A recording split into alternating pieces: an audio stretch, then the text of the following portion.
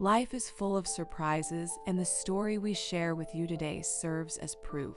No one knows what tomorrow will bring, and that's part of its thrilling nature. For Greg, an Australian man, every morning was the same. Be it his same cup of coffee or waking up on the same side of bed, he was stuck in a routine. But one day, while out on his dog's morning walk, something completely unexpected happened and shook up his world. He wasn't expecting to see an extraordinary pink creature, but living in Australia made this type of encounter possible. Unexpectedly, he found himself face to face with a most peculiar animal. Australians have become accustomed to shaking out their shoes before wearing them or remaining alert for snakes on a leisure walk. This further exemplifies the fact that arachnids and reptiles are part of everyday life in this country. Greg was so used to strange animals that he didn't think about it when walking his dog. Greg lived along the eastern coast of Australia and routinely walked the same path with his dog, Sparky. Greg and Sparky had been constant companions for years, and this was one of their favorite times of day. Greg loved the quiet mornings. Before and after work, Greg looked forward to getting some outdoor time and exercise on these. Similarly, Sparky loved to explore the region with his human, as there is a ton of wildlife and gorgeous scenery on their route. Greg was well accustomed to his sweet dog, getting excited and wanting to take detours along the way. So, it was a very little surprise when one fateful morning Sparky quartered a scent and began tugging on his leash. Sparky was a few years old and had been trained quite well. All Greg had to do was tack back on the leash and the dog sat and waited, nose stubbornly pointed towards the interesting smell. Sparky would not be distracted from the scent. So, after proving to Greg that he would wait for permission, he was let off his leash. Greg had a moment of panic when his dog scampered away towards a nearby cluster of trees. Where was Sparky going so urgently? Would he stop at the trees or just continue running until he reached the ocean?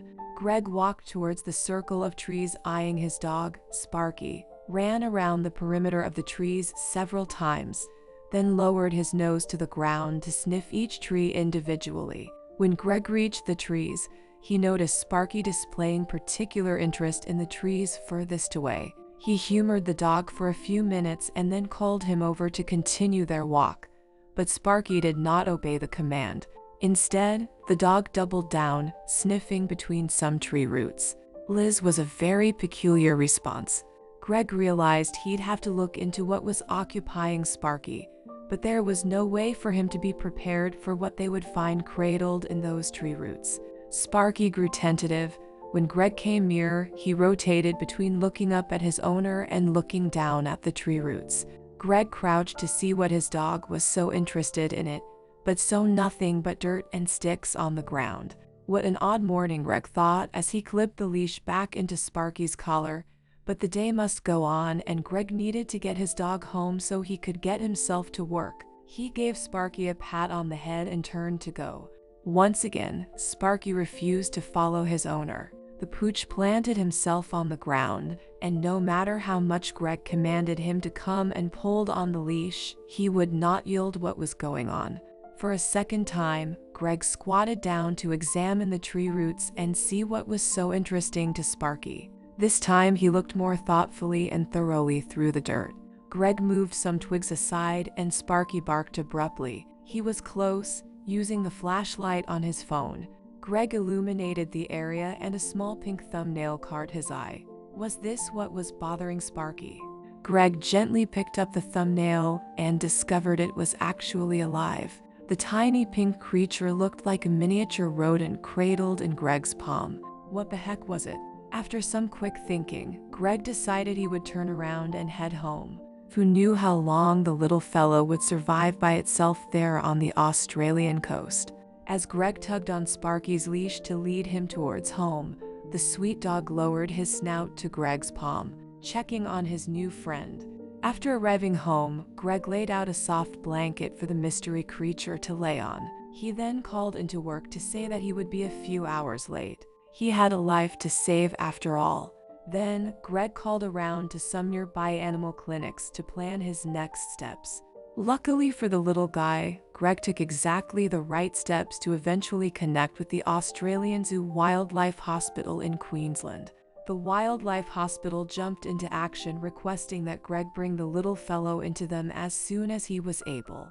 Greg obliged immediately. When they arrived, veterinary technicians were waiting, ready to accept the creature into their care. Professionals at the hospital assured Greg that he'd handled the situation very well. The little creature was examined, and they found him to be relatively healthy, despite weighing in at less than a gram. Had it been exposed to the wild for much longer, they said it would almost certainly be dead because he was without his mother at such a young age.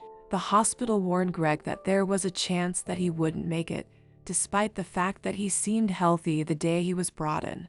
Creatures that young needed their mother in a way that humans couldn't replace. Greg understood completely and asked the hospital to keep him up to date. He said goodbye to the little guy and went home to Sparky. A few more weeks went by and Greg watched out for any progress pictures on the Wildlife Hospital's Facebook page. He was worried for the sweet little fella, even though they hadn't met for a very long time at all. Greg always had a soft spot for animals, wild or tame, and the young animal's age made him worry that the poor little guy wasn't going to make it.